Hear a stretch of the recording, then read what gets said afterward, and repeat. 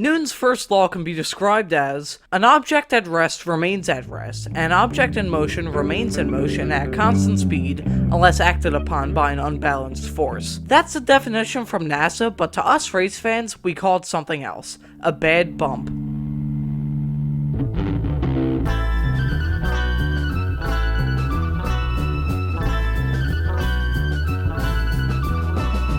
In NASCAR, the act of bumping is one that requires context. It can show eagerness or frustration, but on the big tracks, it only means speed. When watching a superspeedway race, you're very likely to see cars bumping into each other. There is no era that demonstrated this better than the era of the tandem draft. In 2006, Talladega Superspeedway had been resurfaced. This started the era of tandem drafting, where two cars would link together. Here's a good example of this. Car number 1 would be the leader and decide the path of himself and the car behind. Meanwhile, car number 2 would push and bump the car ahead, making both cars faster and giving an advantage to them. At the end of the 2006 UAW Ford 500, Dale Earnhardt Jr. and Jimmie Johnson were tandem drafting and fighting for the lead. Behind them was Brian Vickers. These three drivers were fighting for many different things. Jimmie Johnson fighting for his first championship. Dale Earnhardt Jr. fighting for his 7th Superspeedway win, chasing the record of his legendary father. And Brian Vickers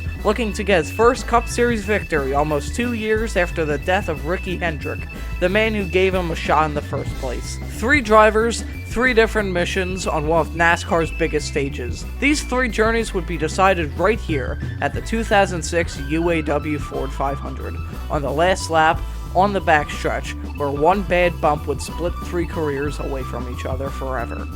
8 getting a little wider. There he goes. Junior. Oh, no! There's hits 25. Up to 48. It takes out Earnhardt and Jimmie Johnson.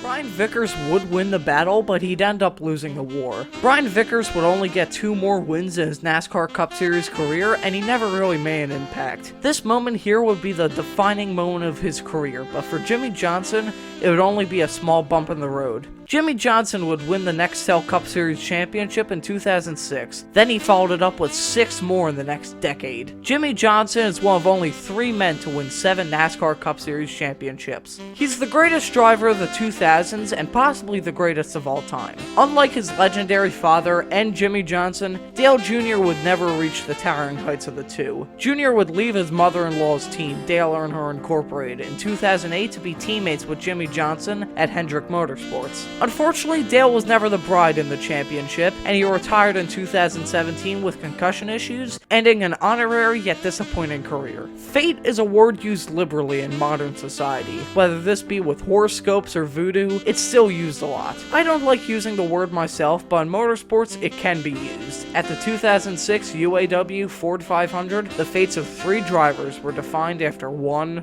bad bump.